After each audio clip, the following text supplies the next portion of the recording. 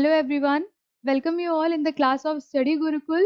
This is Tanya Nigam and I'm going to teach you about chapter number 1, that is chemical reactions and equations.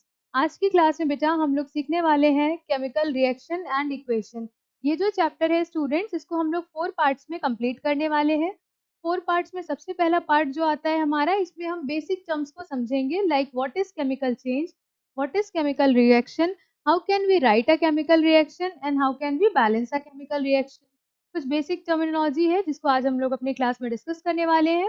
Students, now let's see. सबसे पहले ये आज का हमारा content है, किस पे हम आज वर्क करने वाले हैं। फर्स्ट क्लास में आज मैं सबसे पहले आपके लिए टॉपिक लेकर आई हूँ, that is chemical reactions. Chemical reaction से भी पहले एक प्रोसेस होता है बच्चों, जिसको बोलते हैं केमिकल चेंज। केमिकल चेंज को हम लोग अंडरस्टैंड करेंगे, उसके बाद हम लोग मूव ऑन करेंगे केमिकल रिएक्शन पे। जब कभी केमिकल रिएक्शन होती है तो उससे क्या क्या कैरेक्टरिस्टिक्स हमको देखने को मिलते हैं, कैसे हम आइडेंटिफाई करेंगे that a reaction takes place, उसके लिए ये आपकी कुछ कैरेक्टरिस्टिक्स दी हुई है। इनको हम लोग अभी विद रिएक्शन स्टडी करेंगे।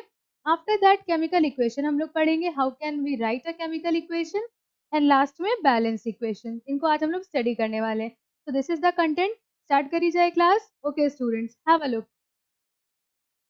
फर्स्ट ऑफ ऑल आपके सामने लिखकर आया है chemical change. What is chemical change? A chemical change is a permanent change. It is a permanent change student, in which the chemical composition of a substance will going to be change. एक या एक से ज्यादा दो substance हम लोग लेते हैं, दो या दो से ज्यादा हम लोग सब्सटेंस को लेते हैं, वो सब्सटेंस आपस में रिएक्शन करते हैं। When two or more than two substances react with each other, they form new substances or new compounds। वो कुछ न्यू सब्सटेंस को बनाते हैं, कुछ न्यू कंपाउंड्स को फॉर्म करते हैं। जो न्यू कंपाउंड्स बनते हैं स्टूडेंट्स, उनकी प्रॉपर्टीज डिफरेंट होती हैं। So entirely different properties will be obtain. Different different property बनेगी। अगर सब्सटेंस कुछ नया बनेगा तो उसकी प्रॉपर्टी भी चेंज हो जाएंगी। तो केमिकल चेंज एक ऐसा चेंज होता है जिसमें जो सब्सटेंस रिएक्ट करते हैं, आपस में रिएक्शन करने के बाद एक नए सब्सटेंस को प्रोड्यूस करते हैं। एक सब्सटेंस बन सकता है, एक से ज्यादा सब्सटेंसेस बन सकते हैं। Just like ripening of fruits. Ripening of fruits कैसा सब्सटेंस है? राइपनिंग ऑफ फ्रूट्स ये केमिकल चेंज है। राइपनिंग ऑफ फ्रूट्स कैसा चेंज है स्टूडेंट्स? केमिकल चेंज है। केमिकल चेंज, अगर मैं एक एप्पल लूं, एप्पल के स्लाइसेस मैंने कट किए और कुछ देर के लिए टेबल पे उसको अपने रूम में रख दिया, कुछ देर के बाद मैं उसको ऑब्जर्व करूं, एप्पल के स्लाइसेस का कलर कैसा हो जाएगा? ब्राउनिश हो जाएगा, बिकॉज उसमें एक केमिकल रिएक्शन हो गई। ऐसा क्यों हुआ? केमिकल रिएक्शन की वजह से। कुछ केमिकल चेंजेस के बारे में हम लोग बात कर लेते हैं। केमिकल चेंजेस हमारे कौन कौन से होते हैं? जैसे फॉर्मेशन ऑफ कर्ड। कर्ड की फॉर्मेशन। अब कर्ड किससे बनेगा बेटा? Curd from milk.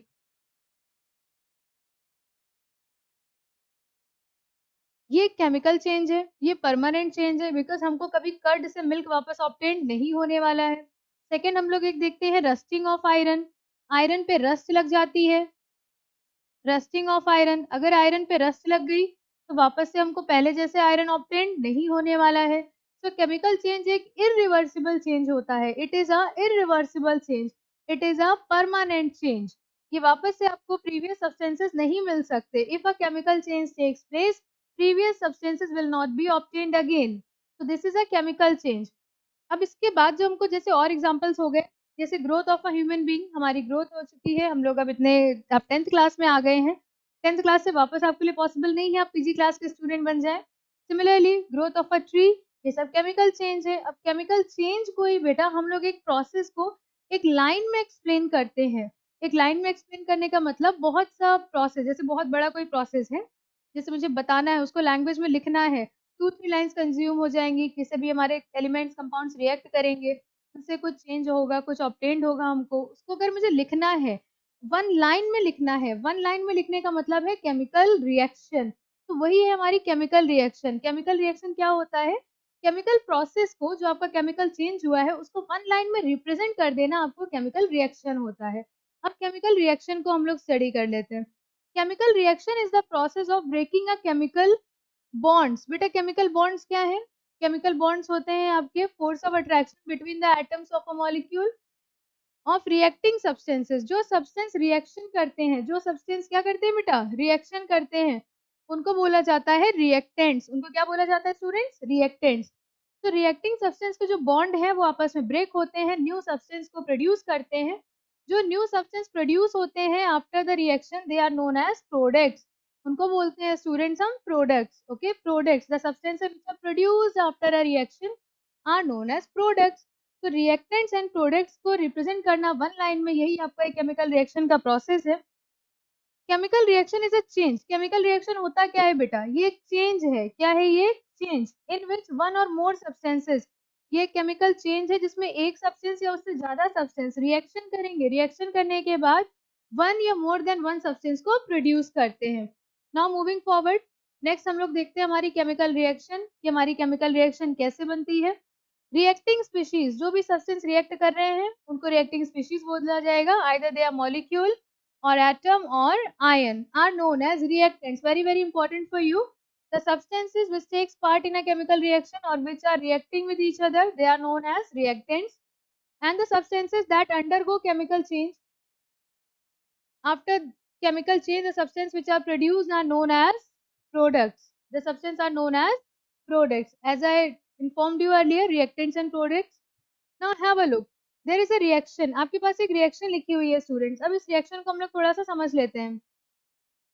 Na means बेटा sodium. When sodium reacts with water, जब सोडियम कोल्ड वाटर के साथ रिएक्शन करता है, when sodium reacts with cold water, it forms sodium hydroxide and hydrogen gas will be liberated. देखिए student, जब sodium cold water के साथ रिएक्शन करेगा तो क्या क्या चीजें फॉर्म होती हैं? सोडियम हाइड्रोक्साइड बनता है और साथ में बनती है हाइड्रोजन गैस। जब कभी आपको अपने केमिकल इक्वेशन में रिप्रेजेंट करना होता है किसी गैस को, तो हम एक अपवर्ड एरो जरूर मेंशन करते हैं। So it is mandatory for you to put an upward arrow while you are denoting any liberation of gas. Okay students, इस पूरी रिएक्शन पे अगर आप ध्यान से देखो तो आपको समझ में आएगा कि रिएक्टेंट्स क्या है और प्रोडक्ट्स क्या है। रिएक्टेंट्स क्या होते हैं बेटा? जो आपके लेफ्ट हैंड साइड लिखे हुए हैं।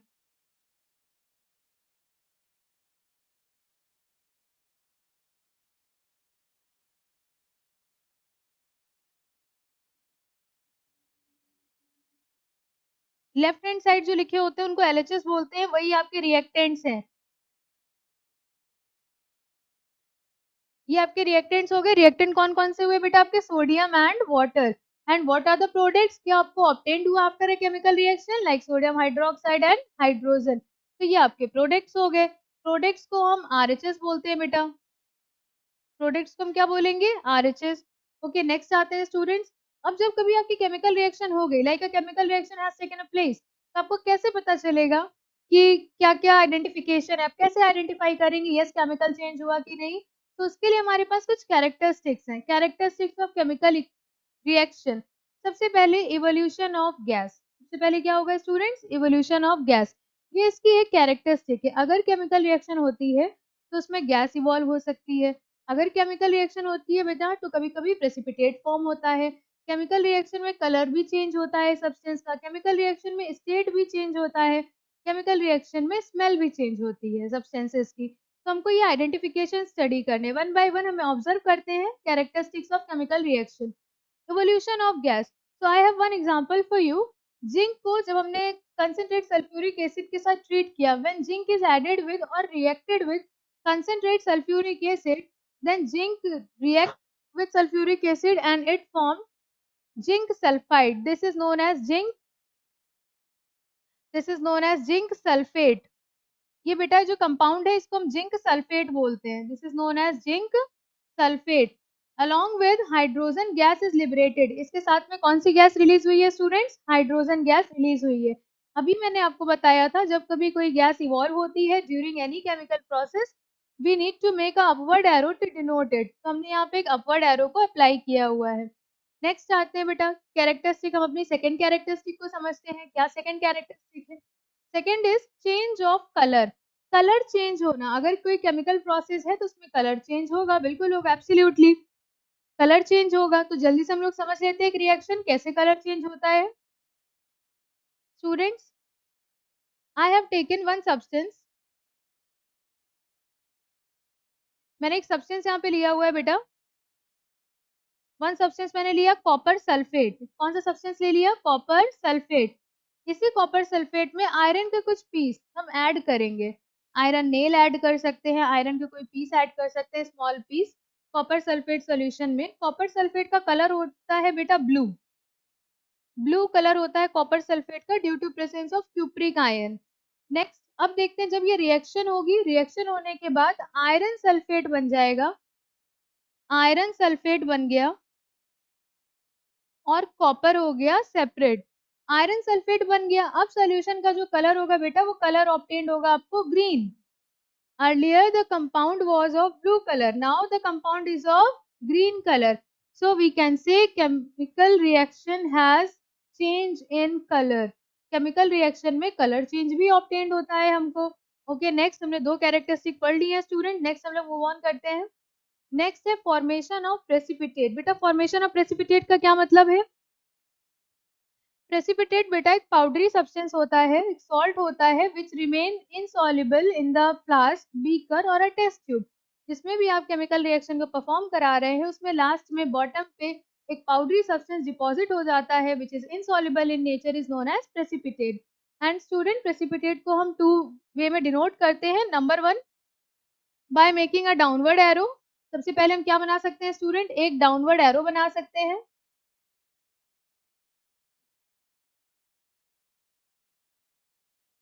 प्रेसिपिटेट को डिनोट करने के लिए हम डाउनवर्ड एरो बना सकते हैं। एंड बेटा if you want to write precipitate in short, we can write PPT. PPT, okay? Next, have a look. When silver nitrate, this is silver nitrate, AgNO3 silver nitrate reacts with sodium chloride, that is NaCl, it will form a precipitate of silver chloride. ये silver chloride का white precipitate obtain होता है हमको student. किस colour का? White colour का precipitate मिलता है। जब कभी मुझे प्रेसिपिटेट को शो करना होगा, we need to make a downward arrow, and for gas liberation we need to make a upward arrow. Okay student, and the next compound we obtained, that is sodium nitrate. Okay, next reaction देखते हैं बेटा। When ferrous sulfate, that is FeSO4, ferrous sulfate react with sodium hydroxide, तो अब हमें एक precipitate obtained होगा and the precipitate is ferrous hydroxide। ये हमारा precipitate बना। इस precipitate का कलर होता है dirty green color। precipitate का भी कलर होता है बेटा डर्टी ग्रीन कलर। तो डर्टी ग्रीन कलर का एक प्रेसिपिटेट बनेगा फेरस हाइड्रोक्साइड, एंड जो उसके साथ में सब्सटेंस ऑब्टेन्ड होगा वो है सोडियम सल्फेट। ओके स्टूडेंट, और आगे बढ़ते हैं, चेंज इन स्टेट में आते हैं। ये भी एक कैरेक्टरिस्टिक्स है केमिकल रिएक्शन का। देखिए स्टेट चेंज होना, कितनी स्टेट्स ऑफ मैटर आपने पढ़ी है? How many states of matter you have studied yet? 3 states आपने पढ़ी होंगी students. Actually there are 5 states of matter, but आपने 3 स्टेट पढ़ी होगी, solid, liquid, solid, liquid and gas. तो आपने ये 3 स्टेट्स ऑफ मैटर पढ़ी होंगी, but actually there are 5 states of matter, solid, liquid, gas, plasma and Bose Einstein condensed state. तो आपको वैसे बेसिकली 3 ही पढ़नी है अपने सिलेबस में। बेटा ये देखिए, सॉलिड, लिक्विड, गैस, ये हमारी 3 स्टेट्स होती हैं किसकी? मैटर की। स्टेट चेंज कैसे होगा? बिफोर केमिकल रिएक्शन स्टेट कुछ और होगी, after chemical reaction state product की कुछ और होगी। इसी को बोला जाता है चेंज ऑफ स्टेट। अमोनिया, बेटा अमोनिया गैसियस स्टेट में है। HCl हाइड्रोजन क्लोराइड गैस है। When these both gas react with each other, they form ammonium chloride. ये अमोनियम क्लोराइड है। NH4Cl हम इस तरह से डिनोट करते हैं अमोनियम क्लोराइड को। ये एक सॉलिड सब्सटेंस है। ये कैसा सब्सटेंस है? Solid. So have a look, reactants कैसे थे? गैसियस स्टेट में थे, बट हमारा जो प्रोडक्ट है वो प्रोडक्ट किस स्टेट में बेटा? सॉलिड स्टेट में। So here we can say change of state occur in a chemical reaction. Okay, now next. Next बेटा आप यहाँ पे एक और एग्जांपल देखिए चेंज इन स्टेट का। कार्बन, कार्बन सॉलिड फॉर्म में है। आफ्टर दैट सल्फर, सल्फर किस फॉर्म में है? सॉलिड फॉर्म में है। बट आपको कैल्शियम, सॉरी, आपको कार्बन सल्फाइड, आपको क्या ऑब्टेन्ड होगा? Carbon sulphide. ये कार्बन सल्फाइड किस स्टेट में है? लिक्विड स्टेट में। These both are in solid form, but the product is in the liquid form. Change of state occurs here also. यहाँ पर भी स्टेट चेंज हो गई। सो हमने कैरेक्टरिस्टिक को स्टडी कर लिया कि कौन-कौन सी कैरेक्टरिस्टिक्स हैं with reaction, with example study है। ये आपके सिलेबस का पार्ट है। आपको 1 1 एग्जांपल, 2 2 एग्जांपल घर पे प्रैक्टिस भी करने होंगे by writing in the notebook. Okay, moving forward. अभी हमने जितना भी पढ़ा, जितना भी सीखा, वो सब था केमिकल रिएक्शन। अब केमिकल रिएक्शन को एक लाइन में रिप्रेजेंट कर देना, एक लाइन में बहुत ही शॉर्ट में रिप्रेजेंट कर देना, जैसे जितनी रिएक्शन लिखी हुई थी इसी रिएक्शन को लिखना, जैसे मैथमेटिक्स में हम लोग लिखते हैं, मैथमेटिक्स में हम लोग लिखते हैं ना कोई equation, x plus y plus 2 is equal to 0। Suppose I have written this equation, तो इसको हम इक्वेशन बोलते हैं। ये क्या है? Equation. The relation between variables and constant, the relation between the variables and the constant terms in mathematics, in algebra, it is known as equation. Similarly, in chemistry we have a relation. Chemistry में भी हमारे पास एक relation है। कौन सा relation बेटा? Symbolic representation। हमें represent करना है, किसको represent करना है? Chemical reaction को। केमिकल रिएक्शन को वन लाइन में रिप्रेजेंट कर देना सिंबल्स या फॉर्मूले के फॉर्म में, it is known as chemical equation. Chemical equation को सिंबल्स या कंपाउंड्स के फॉर्मूले के टर्म्स में लिख देना बेटा केमिकल इक्वेशन होता है। केमिकल इक्वेशन आपके पास कितने टाइप से आती है? आपके सिलेबस में क्या क्या आएगा? पहले तो आएगा वर्ड इक्वेशन। वर्ड इक्वेशन से आपको केमिकल इक्वेशन लिखनी होगी। सेकंड, केमिकल इक्वेशन लिखने के बाद आपको उसको बैलेंस करना होगा, तो आपके बैलेंस इक्वेशन ही आपका फाइनल आंसर होती है। अब देखिए कैसे रिप्रेजेंट करते हैं। बेटा हमारे पास दो सब्सटेंस है, एक होता है एलिमेंट और एक होता है कंपाउंड। एलिमेंट को जो सिंबॉलिक रिप्रेजेंट किया जाता है उसके लिए होते हैं सिंबल्स, एंड कंपाउंड के लिए जो सिंबॉलिक रिप्रेजेंटेशन है उसके लिए होते हैं केमिकल फॉर्मूले। मोस्ट ऑफ द सिंबल्स आपको ऑलरेडी प्रिपेयर होंगे, बट बेटा आपको इस टाइम अब लर्न करना है केमिकल फॉर्मूले। केमिकल फॉर्मूले आपके लिए ज्यादा इंपॉर्टेंट है, मोस्ट इंपॉर्टेंट आपके लिए केमिकल फॉर्मूले है। because when I said magnesium react with oxygen, there will be formation of magnesium oxide, and if you don't know what is the correct chemical formula of magnesium oxide, you will be unable to write the answer। ऐसे ही हमारे पास बहुत सारे compounds आएंगे जिसमें आपको mention करना होगा उसका करेक्ट फॉर्मूला। सो उसके लिए भी हमारे पास एक मेथड है, किस मेथड से आप डिराइव करेंगे नेक्स्ट में आपको वही एक्सप्लेन करूंगी। तो आज हम लोग सीखते हैं वर्ड इक्वेशन। वर्ड इक्वेशन में बेटा मैंने लिया कार्बन। कार्बन को ऑक्सीजन के साथ हीट किया जाएगा। क्या किया जाएगा बेटा? हीट किया जाएगा।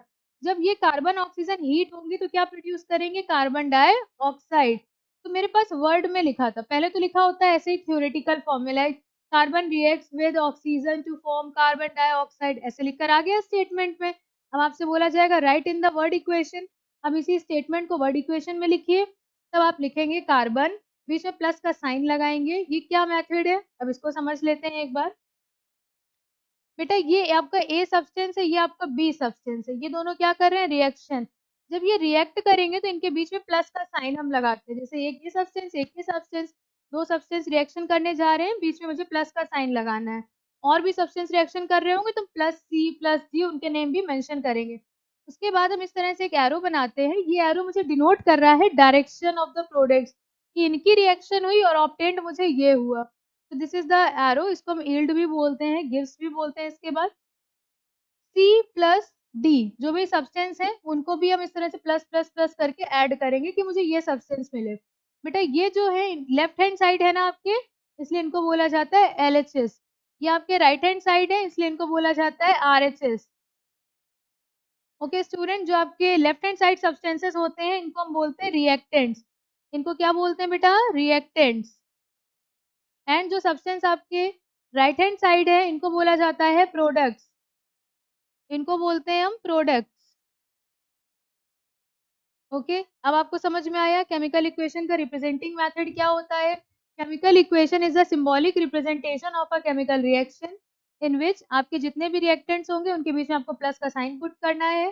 फिर आपको इस तरह से एक एरो बनाना है, ये एरो डायरेक्शन डिनोट करता है। प्लस जो आपके प्रोडक्ट्स फॉर्म होंगे उनको आप इस तरह से C प्लस जी करके मेंशन करेंगे। ये प्रॉपर मेथड है to write a chemical equation.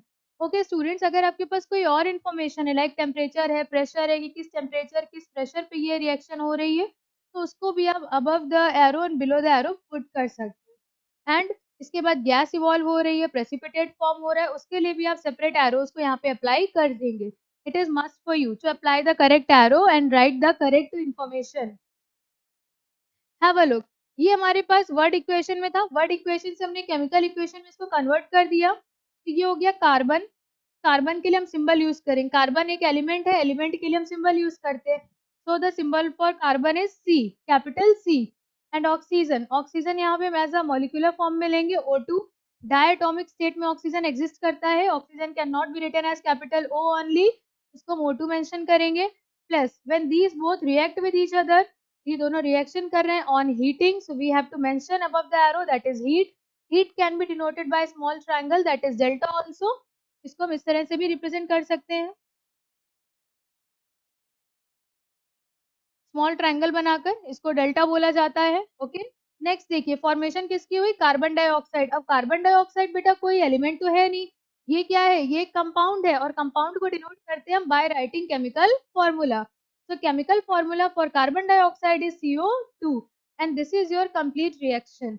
अब यहाँ पे ध्यान दीजिए बेटा, इस इक्वेशन में number of molecules, number of atoms both side balance है कि नहीं, आपको ये चेक करना पड़ेगा. अगर बैलेंस होते नंबर ऑफ एटम्स एलिमेंट्स के, तो वो एक बैलेंस इक्वेशन है, और फिर वो आपके फाइनल आंसर है. नहीं बैलेंस है तो हम उसको बैलेंस करते हैं बेटा. ओके, वर्ड इक्वेशन आपको समझ में आया. ऐसे बहुत सारी इक्वेशंस हैं जो आपको स्टेटमेंट में दी होंगी, आपको वर्ड कन्वर्ट करनी होगी.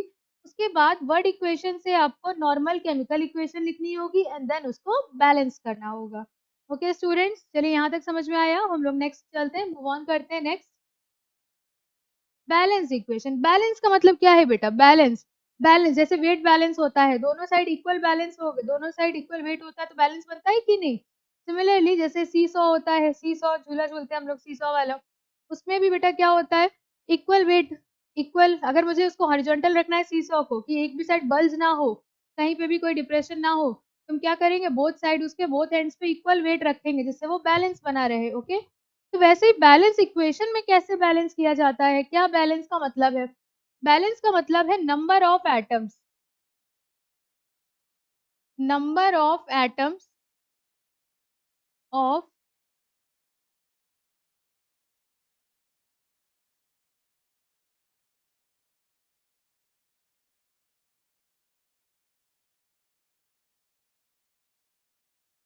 Number of atoms of reactants. किसके एटम बेटा, रिएक्टेंट्स के.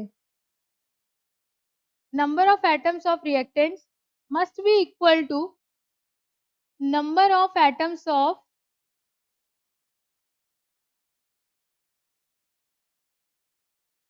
Number of atoms of products. किसके इक्वल होगा, प्रोडक्ट्स के इक्वल. जितने बेटा रिएक्टेंट्स के एटम है उतने ही प्रोडक्ट्स के भी एटम होंगे, तो हम कहेंगे बैलेंस है. It means LHS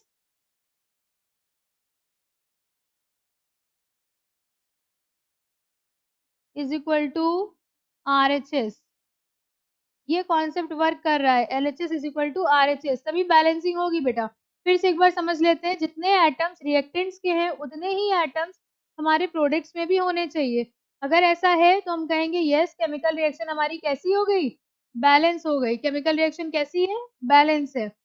it is an equation in which total number of atoms of each element in the reactants on the left hand side, that is LHS, must be equal, must be same to the number of atoms in the products.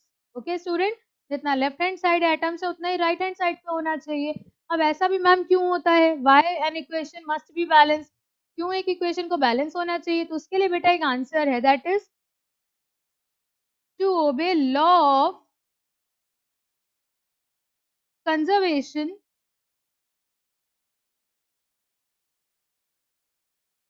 Law of conservation of mass.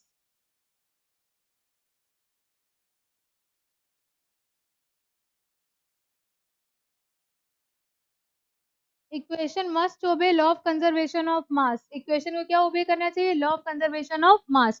Law of conservation of mass क्या होता है बेटा, mass can neither be created nor be destroyed. तो जितने atoms पहले हैं उतने ही atoms reaction के बाद भी होना मस्ट है. Okay, so we need to balance the equation. Okay students, तो आज की हमारी क्लास में इतना हमने पढ़ा, जो कि हमारे लिए बहुत ही सफिशिएंट है पार्ट 1 के लिए. आप इसको एक बार फिर से रिवाइज करिएगा, रिएक्शंस प्रॉपर नोट डाउन करिएगा कॉपी में. जितने भी कॉन्सेप्ट आज की क्लास में आपको बताए गए, एक बार इनको अच्छे से रिवाइज कर लीजिएगा स्टूडेंट्स. हमारे नेक्स्ट वीडियो में हम बैलेंसिंग ऑफ इक्वेशन को पढ़ेंगे. एंड उससे भी ज़्यादा मुझे इंपॉर्टेंट लग रहा है आपके लिए कि एक सेशन मुझे लेकर आना चाहिए केमिकल फॉर्मूले का, क्योंकि बहुत सारे स्टूडेंट होंगे उनको ये नहीं पता होगा कि कौन सा केमिकल फॉर्मूला बन गया. नेम पता चला तो हो सकता है उसका फॉर्मूला करेक्ट ना लिख पाए, केमिकल फॉर्मूला ना लिख पाए. इसलिए मैं आपके लिए नेक्स्ट वीडियो लेकर आऊँगी जिसमें हम लोग केमिकल फ़ॉर्मूले को राइट करना स्टडी करने वाले हैं। Thank you so much for today's session.